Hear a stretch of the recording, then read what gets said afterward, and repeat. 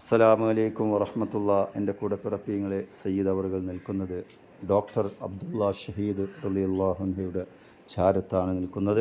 അല്ലാഹു സുബ്ഹാനഹു വ തആല മഹാനവറുടെ ബർക്കത്ത് കൊണ്ട് നമ്മുടെ മജ്ലിസിലുള്ളവരുടെ എല്ലാ പ്രയാസങ്ങളും രോഗങ്ങളും അള്ളാഹു കാമിലായ ഷിഫ അള്ളാഹു നൽകി അനുഗ്രഹിക്കട്ടെ.